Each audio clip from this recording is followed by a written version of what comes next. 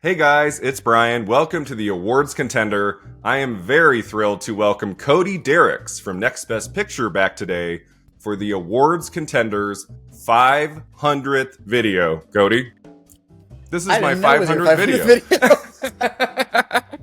I'm honored. Can you believe it? I made it to 500. Holy shit. And you don't look a day over 499. Oh, thank you. I try. I thought we should do something special for the 500th video on the Awards Contender. So Cody and I today are going all the way back to the first Oscar ceremony, 1929. The only ceremony, really, Cody, that awarded silent cinema, like silent feature films. Everything we watched for this were silent movies. Like, what do you think about that? Like that the Oscars are old enough that you can go all the way back to the end of the 20s and see the first ceremony rewarding silent films. Just barely old enough, because to your point, the next year, it's all sound. All the Best Picture contenders, the winner, I believe most of the acting winners, the director winner for The Divine Lady is a silent movie, but everything else, for the most part, is sound from here on out. And not the case this year. Very much time and place, and like the last possible moment we could award silent films, because we could talk about this, but the big sound film, The Jazz Singer, was potentially up for consideration this year. Yeah, we're going to talk about The Jazz Singer, which won a special award at the first Academy Awards. And yeah, it was quick, Cody, man. Like, we got The Jazz Singer in 27. By the end of 1929, there are no more silent movies, really. You know, outside, you could argue City Lights, 1931, a little bit. There's a couple little things here and there, but basically at the turn of that decade, by 1930, audiences want the talkie film, and that's what we get, and that's what gets nominated and wins at the Oscars from here on out. But so yeah, this is a full breakdown of the first Academy Awards. We're going to talk about the origination of the ceremony, what happened at the Oscars, how it all worked that first time around. And then we'll dig into the categories, starting with two different Best Picture categories at the first ceremony. So let's begin with how this all got started, Cody. 500 videos. Mostly what I talk about here is the Oscars. How did this thing get started? So it all began as the brainchild of the head of MGM, Louis B. Mayer. He wanted to unite the industry's power players in the five main branches: actors, directors, producers, writers, technicians. He said, quote, "I found that the best way to handle filmmakers was to hang medals all over them. If I got them cups and awards, they'd kill themselves to produce what I wanted. That's why the Academy Award was created." I think that quote is later. That's years, decades later. It's not around that time. So it's kind of weird, Cody, as we were talking about before the recording. It's wow, 100 years of the Oscars, and it started with just one man, one idea. What do we think about that? Right. I mean, he was kind of right. To this day, two things influence more than anything else in Hollywood, arguably. And first is obviously money, and second is awards. It's part of the thing that I always argue as somebody who follows the awards to anybody who loves film but doesn't like awards, which is an unattainable position, is that to a degree, the Oscars are the reason that studios still have indie shingles, that they still invest in movies that aren't going to make $100 million in opening weekend, because there's not really a huge monetary reason to do so. You got to figure that if they wanted to, studios could release 5 movies a year that make $300 million, call it a day. But it's those little movies that get the boost from the Oscars that the Oscars help. It's a kind of a snake eating tail kind of thing. It was also a way for him to have, or attempt to have, some control over unions. This was a bonding together of industry players to mitigate and fight against the rising tide of craftsman unions in Hollywood at the time, which is a little bit, as somebody who is a big fan of labor rights, not a thing I love about the Oscars, but obviously we moved past that. Now unions for the most part, are pretty entwined with the awards scene. A lot of the unions have their own awards. It's not like he woke up one day and said, I want to give awards to a bunch of great directors and performances and things. That kind of came as an afterthought, right? It wasn't so much about the awards necessarily. No, it was more about having an organization. And then, to your point, I think there was an idea of, what would make this even better is giving us a kind of brand name thing to award these people for the work they're doing. Which, again, it's a little insidious, a little sneaky.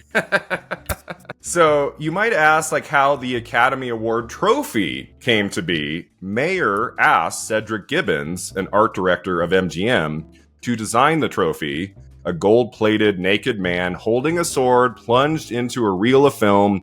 This Oscar from the first ceremony has remained unchanged ever since. The initial design of what the Oscar statuette would be has basically stayed the same all the way till today, which is kind of amazing too. I know. I mean, some awards, like the Golden Globes, get uglier as time goes on.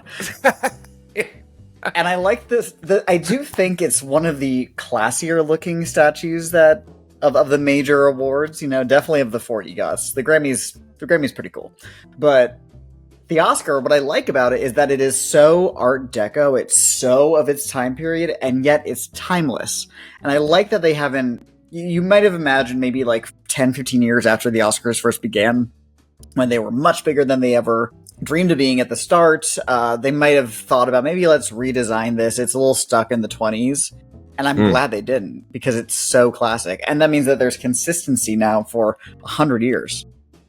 Yeah, that would have been weird if 1957 they changed the look of it, and then in the 80s they changed it again. And that wouldn't feel right to me, because you can go into the Academy Museum in LA and you can see Oscar trophies from decades past, and yeah, there's subtle differences and things, in terms of what they use to create them and things, but you can look at an Oscar from the 30s, Oscar from the 80s, and you can tell it's the same trophy, which I think is important.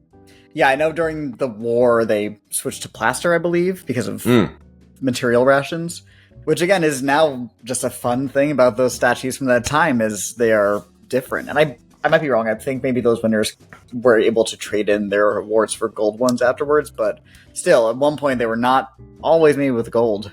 Okay, so a few other things kind of about the first ceremony, how everything got started. In year one, there were 230 Academy members who each paid a fee of $100, everybody, in $1929. Big bucks back then. Yeah. Winners were selected in 3 parts. First, nominations from members. Second, Board of Judges narrowed each category list down to 3 nominees. And third, 5 final judges determine the outcome, each judge from one of the 5 branches. So imagine that today, Cody. We get the nominees for all the categories of the Oscars, and then 5 people sit in a room and decide who wins. Right. So it was kind of the opposite of now, where now some select branches vote on each of their own categories versus for the actual winners, everybody votes. Right. Okay. Yeah. So yeah, that's changed. I would say pretty significantly. And it's that's how Mary Pickford won Best Actress, right? It's just a handful of people deciding the worst she can have a little influence. They had started talking about the Oscars as early as 1927. The first ceremony finally is held on May 16th, 1929 at the Hollywood Roosevelt Hotel located in Los Angeles. It consisted of a private dinner with 36 banquet tables where 270 people attended. The tickets cost $5 per person, which is equivalent to $92 today. Wow. The ceremony was not broadcast on radio. I think it's the only one that wasn't broadcast in any form, was the very first one. And it was hosted by Douglas Fairbanks during a 15-minute event. This was very brief, Cody, in terms of awarding everybody. It was 10 to 15 minutes. Yeah, that was the entire length of Adrian Brody's speech this year. It's amazing. The entire length of Adrian's speech. I think the actual events went more than 15 minutes. There was dancing and food and stuff. Dinner. But the presentation of the awards, it was quick. Like there wasn't much, there weren't a bunch of big speeches or anything. I think part of the reason why the ceremony was so brief, Cody, was that the winners were announced 3 months before the ceremony, so there was no suspense. And like the nominees, they got honorary scrolls, so they could show up and get a little something. They didn't get the statuettes. Mm-hmm. But like, I think Gloria Swanson didn't go. She was like, well, I didn't win, so I don't need to show up, So I don't think everybody who got nominated. I don't think, many of them did not show, including the winner of Best Actor, as we'll talk about. So what do you think about this first ceremony, Cody? Like having it be so brief and just having not a whole lot happening there. It's reflective of the Academy's purpose, where the awards were an afterthought, were not the original intention of the organization.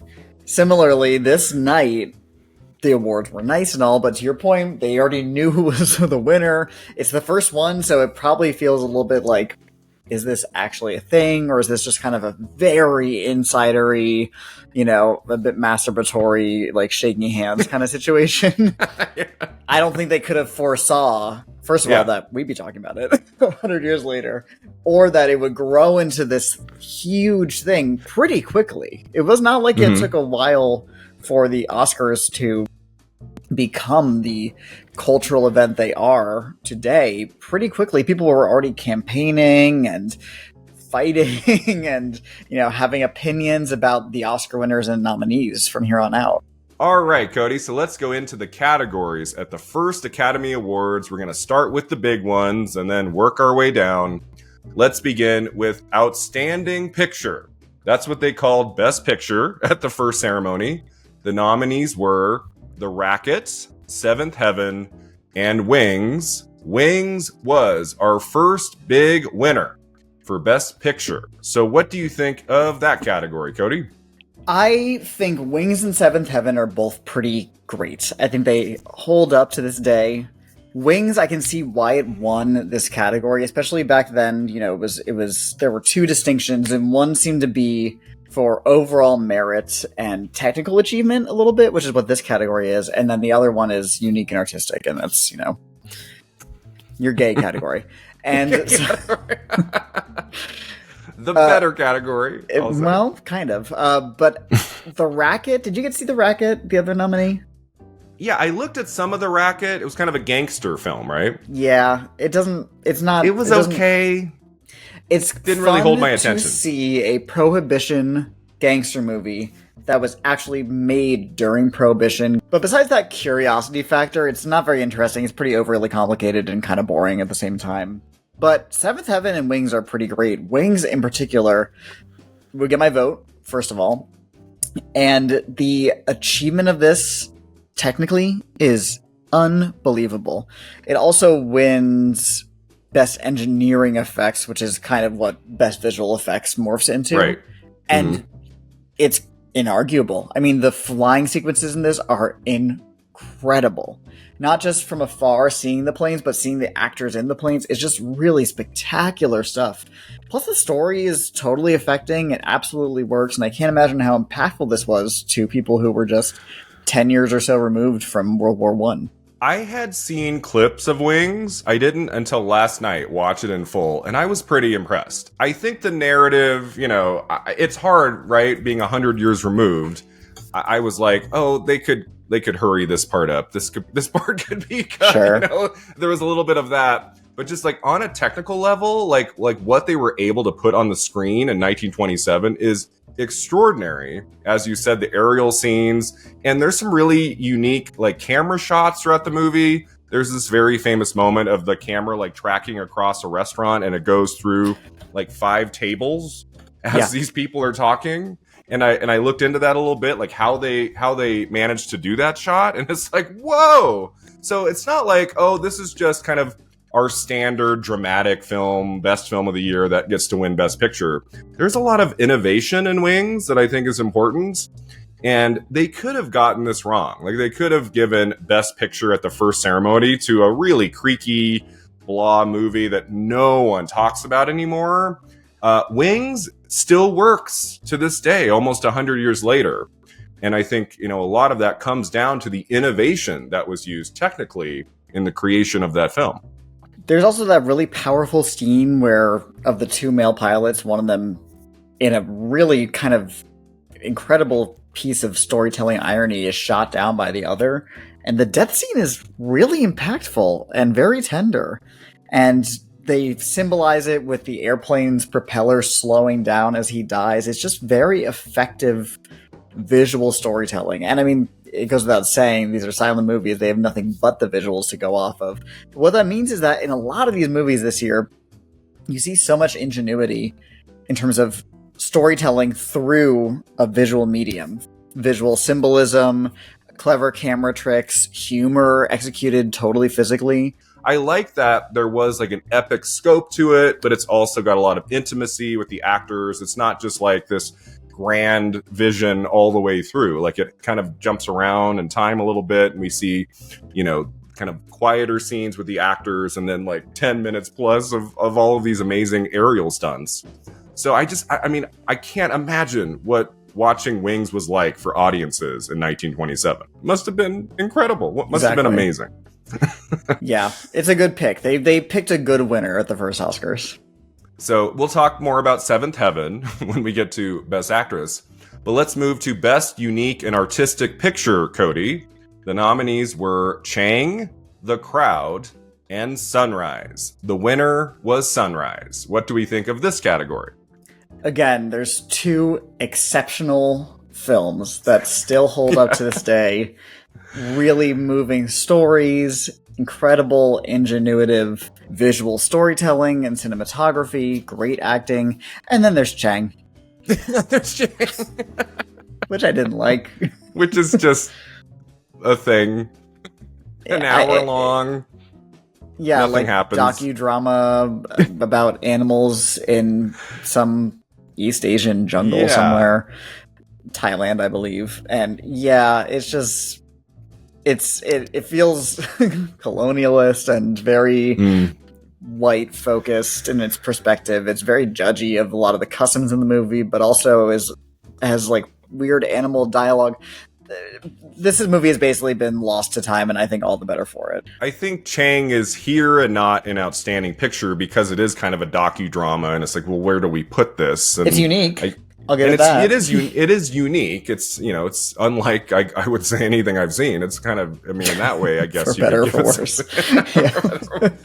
But it's not really worth your time. For me, Cody, the two best films I watched for this video were The Crowd and Sunrise. I think those are the two best artistic achievements, even more so than I would say Wings and Seventh Heaven. From an artistic vision, like what they were able to do with those stories, it's quite powerful stuff, both of those. And Sunrise, the winner for unique and artistic picture, I think is the best one.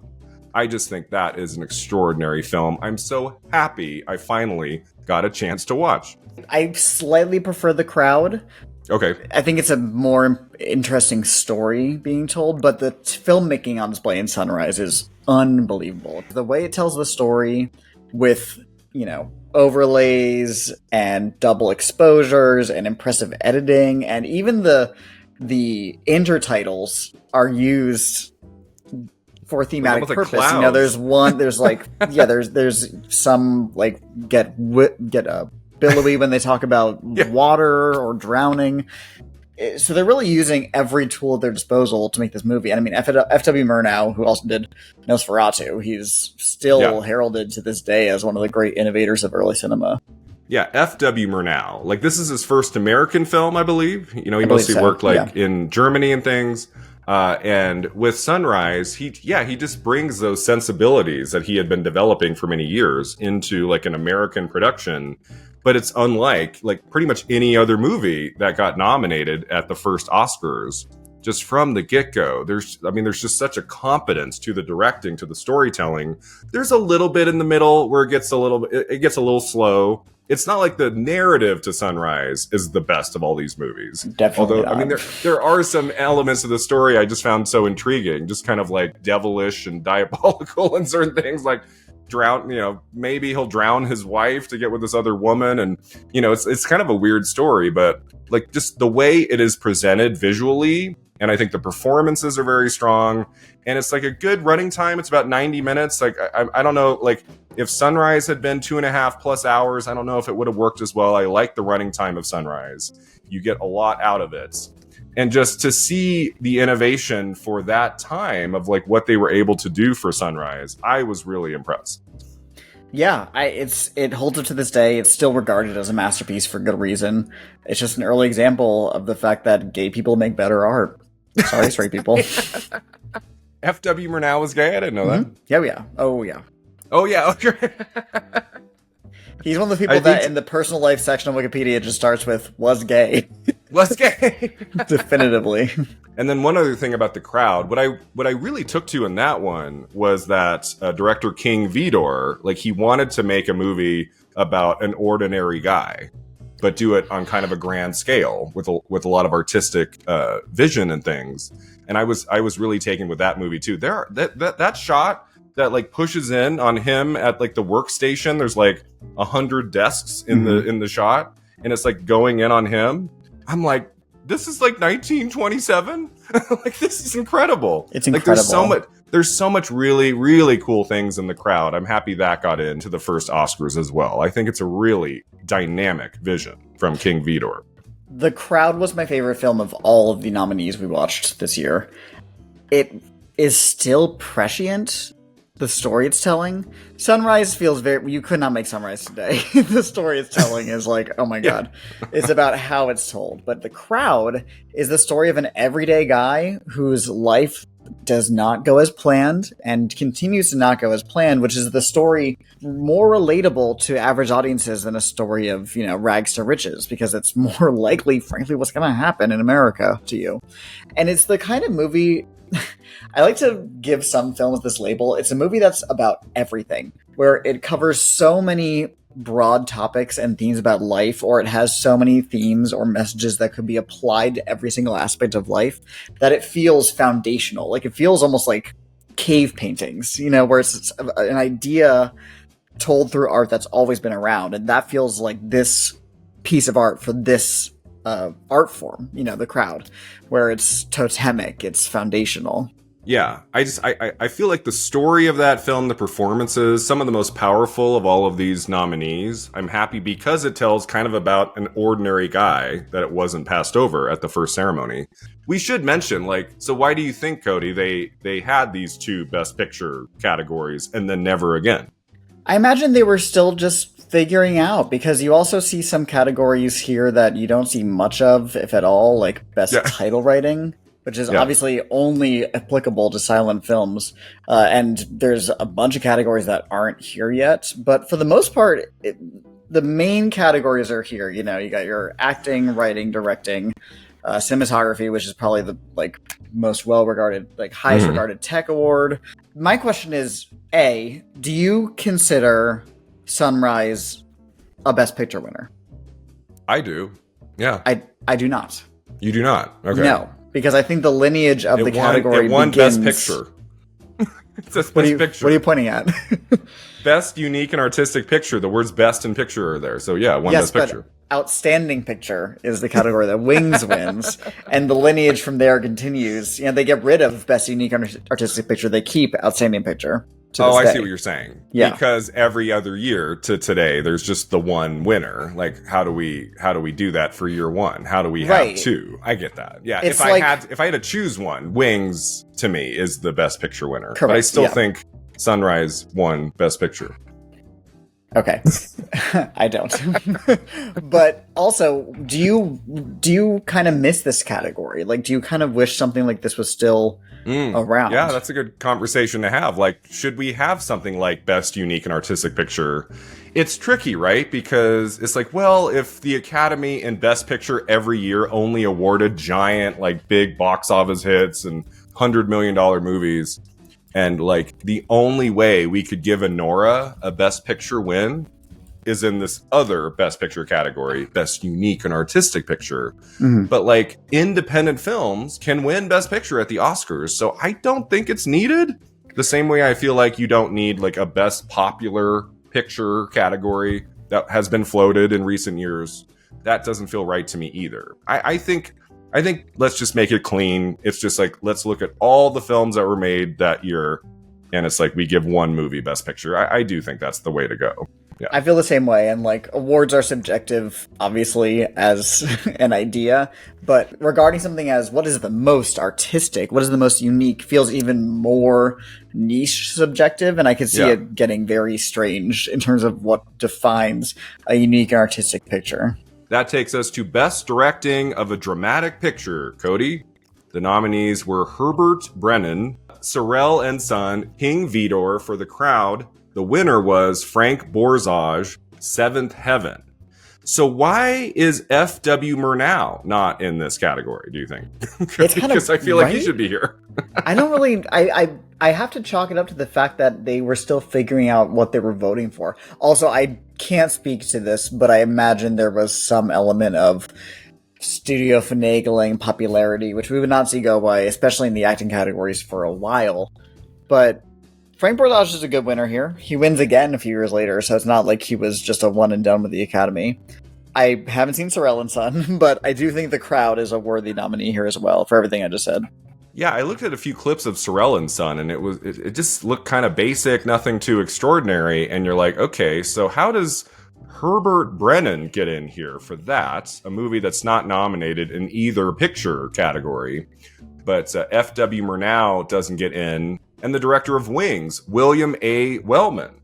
Like, why isn't he here? That's kind of weird, like how that all came to pass. Wings is the kind of movie that wins Best Director today, where it's really technical, it's very visually impressive, the scope of it is huge. So it's funny that 100 years ago, that was not how they were thinking of this award. So, I think Frank Borzage for Seventh Heaven, that was a really terrific film too. That was maybe my third favorite film, like right behind Sunrise and The Crowd. Tells a really captivating story, wonderful performances, visually dynamic. Seventh Heaven was really strong, and yeah, that's a good win for Best Directing of a Dramatic Picture. Yeah, Seventh Heaven's direction is solid, especially that scene of them, you see it twice, I believe, climbing up the apartment building, and it's almost like a doll's house where the front is cut out, and you see every single story as the camera goes up, and they shoot this garret attic apartment in really creative ways, in ways that would be impressive today if somebody made something as innovative. So yeah, there's a lot of great emotional beats in that film, and I'm happy it got into Outstanding Picture and that it won Best Director. That's a good win for sure. Now, Cody, that first year, we got a kind of an inspired category. Best Directing of a Comedy Picture. Imagine if we had that today. The nominees were Ted Wilde for Speedy. The winner was Louis Milestone, 2 Arabian Nights. What do we make of that category? Yeah, it's funny, and I believe this was the reasoning here was that there was so much comedy back then, physical comedy, slapstick. We think of the great heroes of silent cinema, Buster Keaton, Harold Lloyd, Charlie Chaplin, obviously, and others, that I think the Academy wanted to recognize both. And also it's quite canny of the Academy to recognize that there's different skills and abilities required to directing a comedy versus a drama. I'm not saying I want something like this now because I like the idea of one award for the best direction of the year, and that can mean whatever you want it to mean.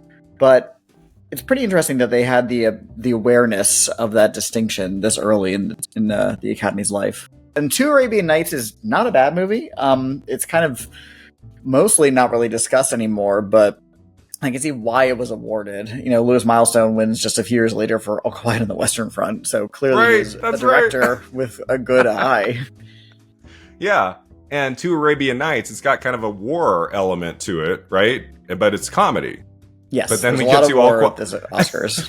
And we get to All Quiet on the Western Front 2 years later, he wins again for director, and that's a war film completely different in tone from 2 Arabian Nights. So that's kind of cool. Mm-hmm. I did watch Speedy in full because it's on Max, and it's really fun. I love Harold Lloyd. I just think he is fantastic and probably the most handsome, like Cody, the hottest. The hottest of like the silent film stars of the 20s. Like, I don't know what it is about Harold Lloyd, man, but like, this guy. I love a guy in glasses. He's so cute with the glasses, and he's hilarious. And this was his last silent comedy film before he converted to sound production. So Speedy is important in that regard too. Yeah, I liked Speedy. It was, really very comic forward direction, so I see why it was nominated here. Let's move on to Best Actor of the Year. The nominees were Richard Barthelmess for The Noose and The Patent Leather Kid. The winner was Emil Jannings for The Last Command and The Way of All Flesh. So, as you might not know about the first ceremony at the Oscars, in the 2 acting categories, they were awarded, the winners at least, were awarded for more than one film. And in Best Actor, Jannings gets the trophy for 2 performances. What do we think of the Best Actor category at that first ceremony, Cody? So I've only seen The Last Command. That's all The I can other say one's about not that. available. The Way of All Flesh is a lost film. You cannot see Yeah. it.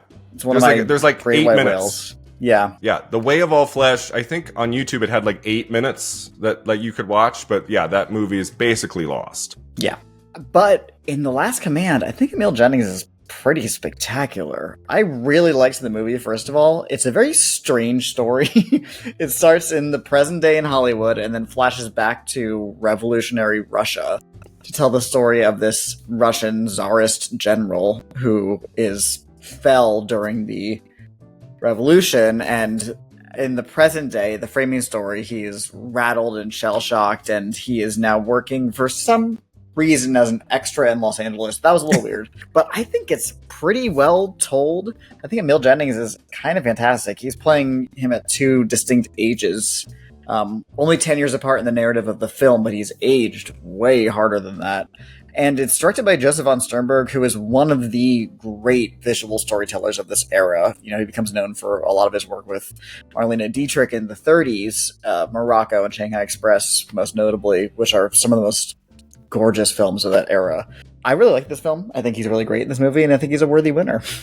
Yeah, I thought it was cool watching The Last Command. Like, oh, the first Best Actor Oscar winner was for a movie that had an element of behind the scenes of a film production. I was not prepared for that. So that was kind of cool. It's not the entire narrative. It's like, as you said, it's like 2 different time periods and things.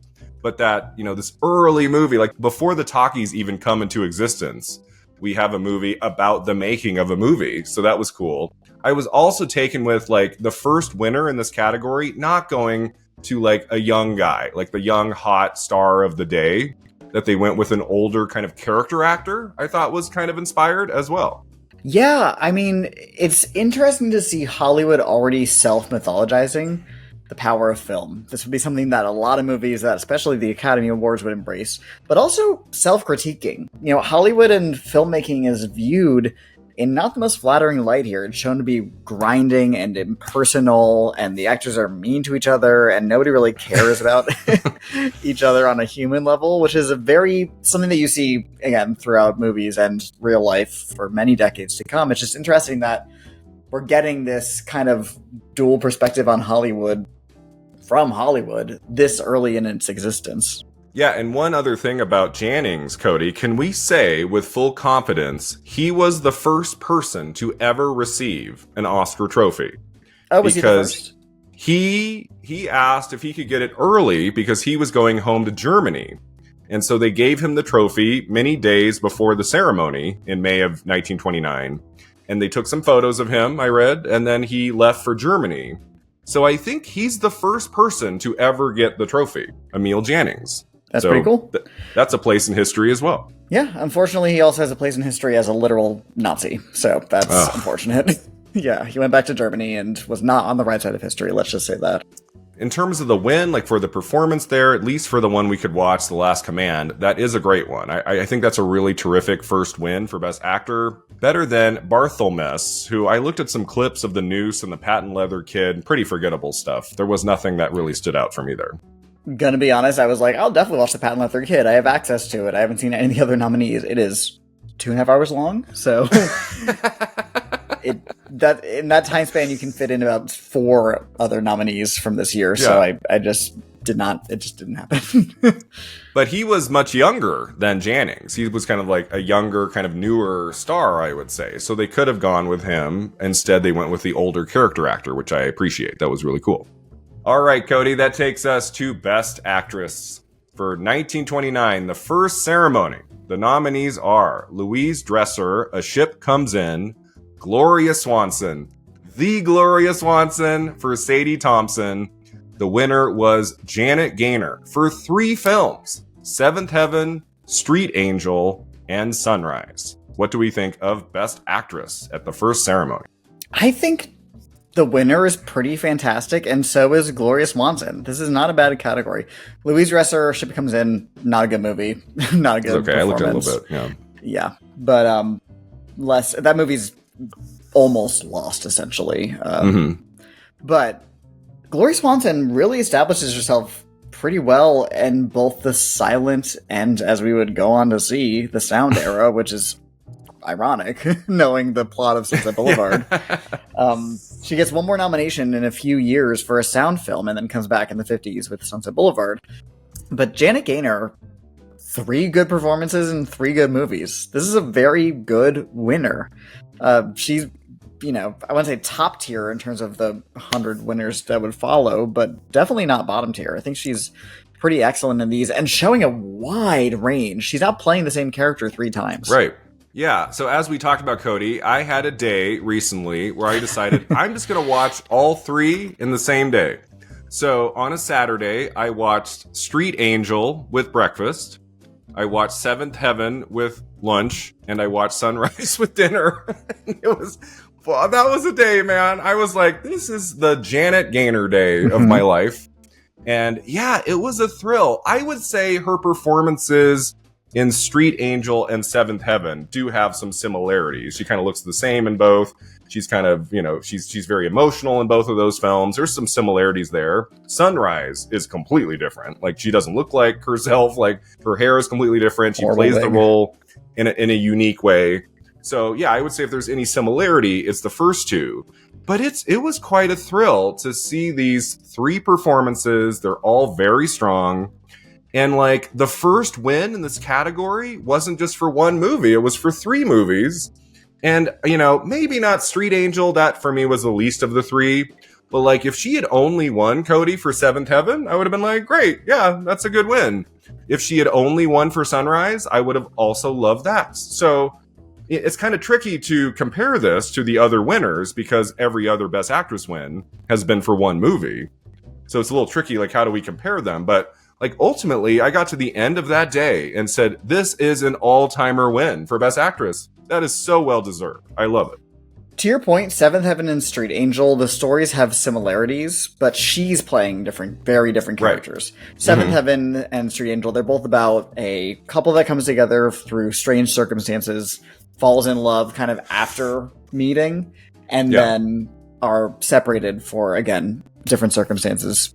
And in Street Angel, it's much more a character that we would see the Academy love in this category. She is a former sex worker, even though it was kind of a misunderstanding. It's kind of an idealized version of sex work.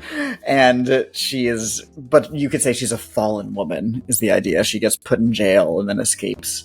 And she's more kind of sassy in that one. Whereas Seventh Heaven, even though it's similar stories, and she similarly starts very low status. She is abused by her sister. They're not living in the most glamorous of settings.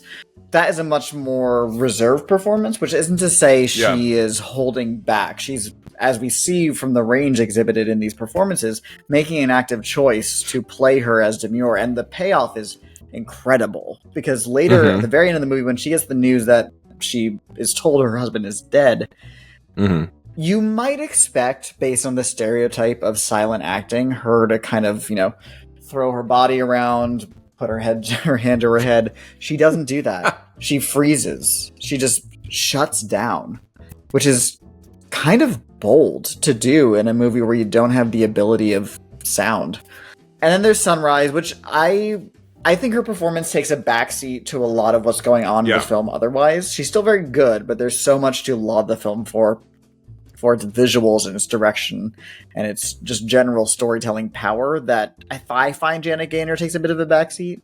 My favorite of these 3 film nominees is actually Street Angel. I think she's... Okay, of the performance itself? Of the 3 performances, yeah.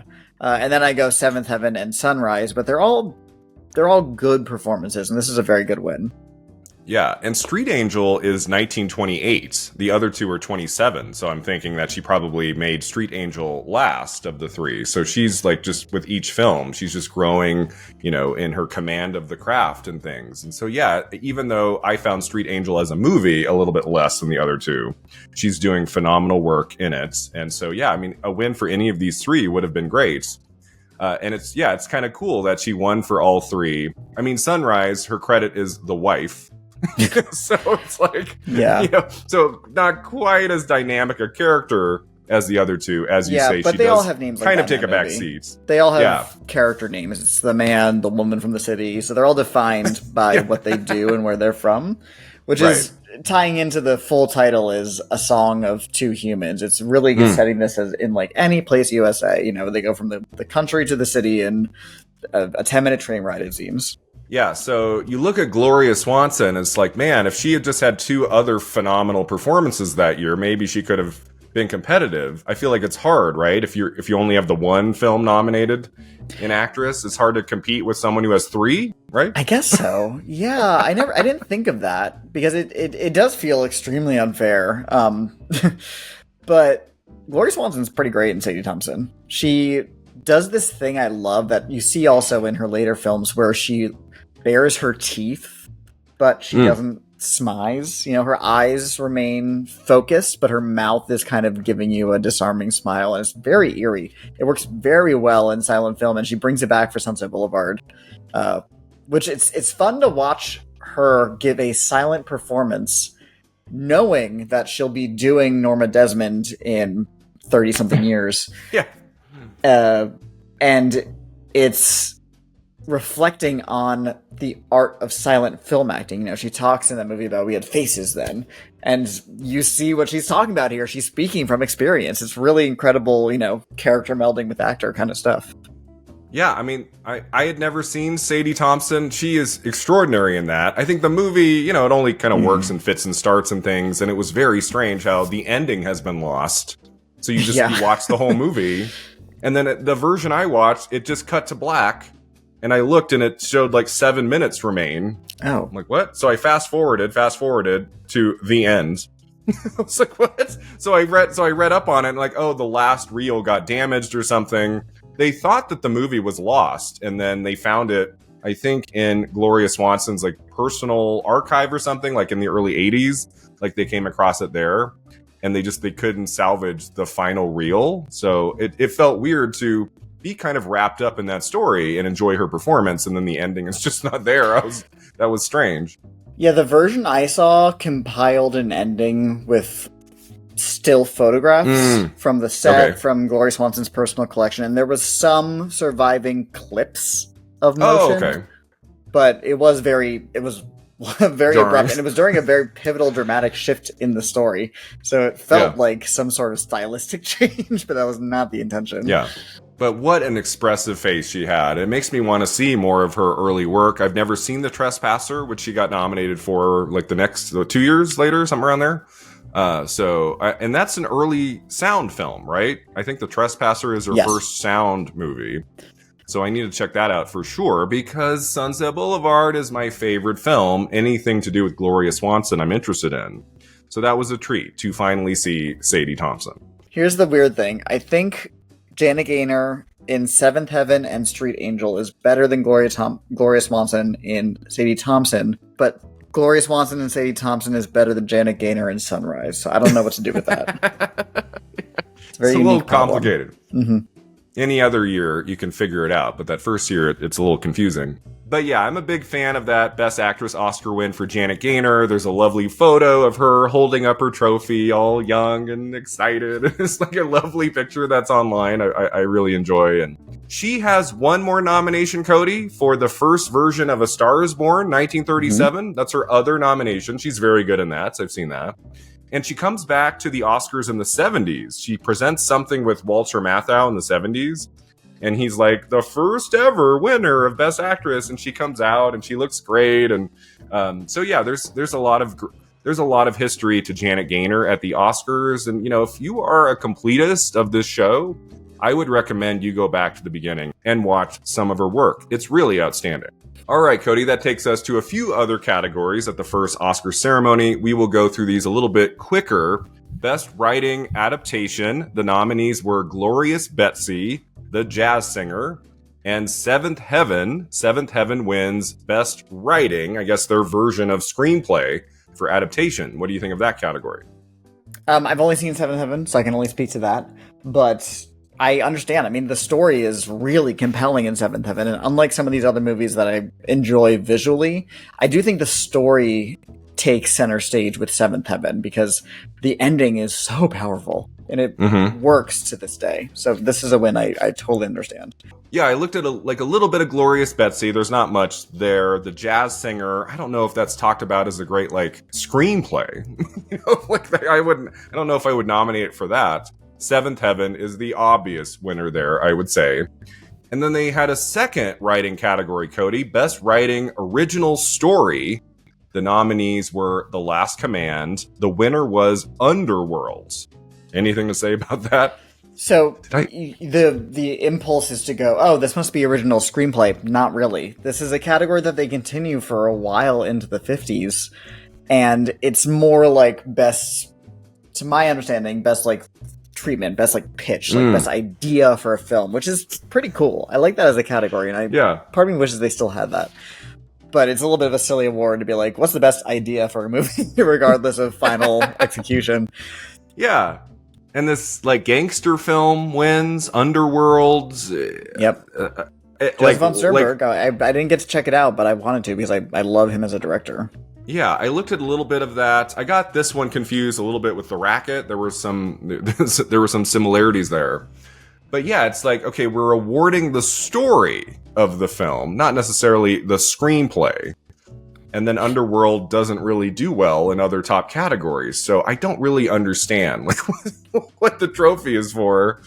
It's imagine if there was a movie today that doesn't work very well, but the premise is excellent. And that wins the Oscar for Best Story. That would be weird. I've seen movies that are like that, where you're well, the idea is so good, but the execution is not good. But I don't think we should necessarily be awarding such a thing. And then we have some technical categories. Best Art Direction. The nominees were Seventh Heaven, Sunrise. The winners, it was a tie between The Dove and Tempest. So once again, Cody, we've got two top contenders for picture and things, but the winners are two movies that don't really factor in at all the rest of the ceremony. So what's the idea behind that? Yeah, I can't speak to these movies. Maybe they had gorgeous sets, but it's hard for me to fathom Seventh Heaven or Sunrise not winning here. They both look incredible. Seventh Heaven, that apartment set is just unreal. But yeah, I would have given my vote here to Sunrise. I would have just given Sunrise pretty much everything. I just thought that was such a great film. Gorgeous. Yeah. I'm happy it gets a lot of nominations. But then, Cody, we get to Best Cinematography. The nominees were The Devil Dancer, The Magic Flame, Sadie Thompson. The winner was Sunrise. What a great win there. It's hard to argue with Sunrise winning here. It's a visually stunning film. It still holds up today in terms of how it looks.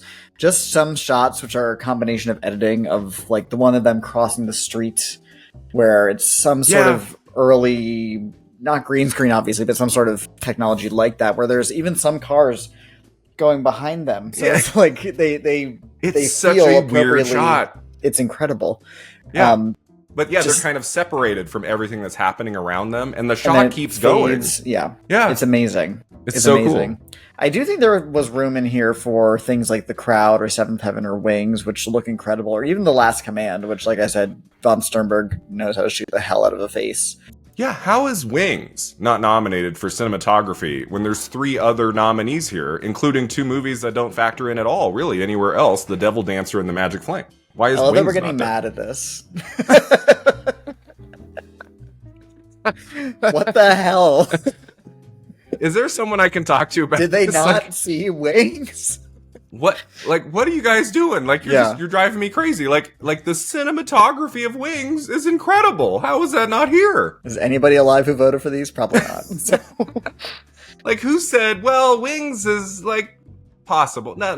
Let's go with the Magic Flame. Right, or Sadie Thompson, which looks fine. Looks fine. Yeah, what's weird, Cody, is that the other 3 nominees, they're all the same cinematographer, George Barnes. Sorry, George. What the hell? George Barnes is sitting there like this.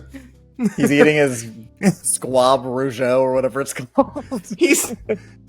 He is going up on stage 3 times to get his honorary scroll. Scrolls, yeah. Does he go up and get it, sit back down, they say his name again, he goes back up 3 times, and then he gets to watch the winner get the statuette?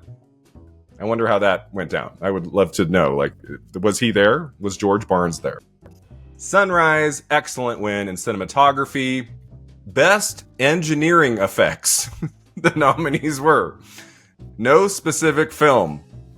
No specific film. The winner was Wings.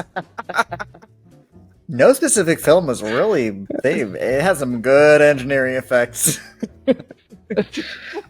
Can you talk me through that, Cody? Why are there 2 nominees for no specific film? It's like this past year when Producers to Be Determined was like the most nominated producer. It was very impressive, all the work they did last year. Yeah. So I'm guessing it's just awarding these specific special effects designers, essentially, for the body of work. Or just, again, this is so internal and so industry that you have to imagine they were like, let's give it to my buddy Ralph. Sure. Yeah, it just feels like even if it's for 2 or 3 movies, you'd think it would say like, Nugent Slaughter, and then there'd be like 2 or 3 or 4 titles or something to just say no specific film. It just feels like we need to specify what they're nominated for. So Cody, is this the only other category Wings is in? Yeah. Besides picture? Wins 2 for 2, which good for Wings. Wow, it's swept. It's a sweep. It's a sweep. Yep. Seventh Heaven and Sunrise suspects. Exactly. Seventh Heaven and Sunrise both win 3 overall, but Wings gets a perfect score. Yeah, so like Grand Hotel is very famous, right? It's the only movie that ever won Best Picture at the Oscars with no other nomination. Wings almost pulled it off. Mm-hmm. It only has this one other category. Yep. So yeah, I'm happy Wings at least has that other win. The final category to talk about is Best Writing. Title writing. The nominees were Gerald Duffy for The Private Life of Helen of Troy, George Marion Jr. for no specific film. The winner was Joseph Farnham for no specific film. What is the point of this category? He's really good at title. Does that mean he... So he's the one who came up with the words on the titles, not the actual painting, right? That I have to imagine. What I read title writing to mean is all the inner titles. All the stuff. Oh, okay. So not the opening of the film, like the actual, like for silent films, and that's why this is never a category again, right? Because of the inner titles for silent film. Is that the only competitive Oscar category win ever? Someone winning for not a specific film? Must be, right? I mean, I'm quickly scrolling through the next few ceremonies, and I'm not seeing anything. I don't think so. They were still figuring it out. All right, so the last 2 things to talk about here, Cody, are the special awards. Let's talk about the first one, Charles Chaplin. Mr. Charlie Chaplin gets a special honorary award for acting, writing, directing, and producing The Circus. So let's talk about that in the kind of the strange way, like he got nominated originally in a few categories, but then they pulled back on that and then just gave him this honorary Oscar. Yeah, he was nominated or received enough votes to be an honorable mention, however it worked, for Best Comedy Director, Best Actor, and Best Writing. All go to him for The Circus. Obviously, he was, an auteur in that way before we even knew what that was. I've seen conflicting reasons as to why this happened exactly. Either they wanted him at the ceremony, he didn't win beforehand, so they gave him the special award, or they decided it would be better to just recognize him, period, rather than having him up for awards. I'm not quite sure. Yeah, and I watched The Circus. I very much enjoyed it. There were some parts in that movie, Cody, that were hilarious. That part where he's like trying to like outrun the cops and he's like going into that that mirror maze or whatever, and like going in and out, and like they can't quite catch him. Like that part was very good. Some of it in like the second half, it got a little bit long-winded. I felt like not all of it worked great, but I've always been a big fan of his films. I like that he didn't make too many, like especially by the 20s and on. It's like every 3 to 5 years he makes one. It's not like he's churning them out like every 6 months. And so you can really appreciate the work he was doing. And I think City Lights is one of the great masterpieces of cinema. I just think that movie is incredible. And this is the film he makes before that, The Circus. It's not in the league of City Lights, but it was very fun. I enjoyed it. And then the last thing to talk about is the special award given to Warner Brothers for producing The Jazz Singer, the pioneer outstanding talking picture, which has revolutionized the industry. Seems kind of fitting, right, Cody? At this first Oscar ceremony where everything winning, getting nominated is silent cinema, we give a special award to Warner Brothers for creating the first talkie, which just completely changed everything. Within 3 years, like there were no more silent films. It's crazy. I mean, it's such a quick turnaround, and it was canny of the Academy to recognize that, because they could have easily done the thing that we saw all the characters in Singing in the Rain do, which is go, it's a fad, it'll never last. Because the very next year, almost every major nominee and winner is a sound film. Yeah, so it would have felt weird given that The Jazz Singer came out in 1927 for like at the first Oscar ceremony in May of 1929 to not acknowledge that film at all. Which I watched. The Jazz Singer has some problematic elements to it, and it does. Isn't really that Al Jolson's whole thing being blackface. Which, by the way, Al Jolson closed the ceremony, Cody, the first Oscars. Like he sang a song at the end. Did you know that? That seems a little cruel. It's like, hey, all you silent actors who are about to be out of work because of me, let's close it out. Yeah, it's like, okay, silent cinema recognized at the Oscars, that ends now. Like that's basically what Al Jolson was probably singing about. Not just at the end of the first ceremony. As the popular art form, this is the very end of the silent era. All right, that takes us to the end here, Cody. We did it. We got through the first Academy Awards, the full breakdown. This was something I'd been wanting to do for a long time, and I was like, if I'm going to talk about this, I have to have Cody Dericks. Like he's the one guy I want to have on because I was there to break this because you were because you were there. Yeah, absolutely. Yeah, there's a painting in an attic somewhere that's just looking rough.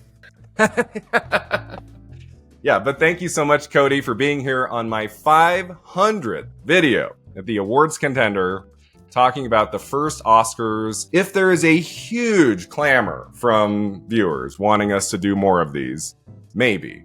But I at least wanted to do the first one because there are some really important films to talk about. So as we wrap up here, Cody, if you can tell our viewers where they can find you online, now would be the time.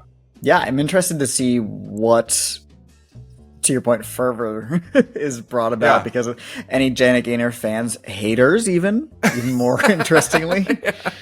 Anyway, my writing and podcasting can be found at Next Best Picture and Awards Watch. I have my own horror movie podcast called Halloweeners, and you can find me all over the internet on every social media site at CodyMonster91. Thanks again, Cody, for being here. Let me know in the comments below, what are your thoughts about the first Oscars ceremony from 1929? And I'll see you next time at the Awards Contender.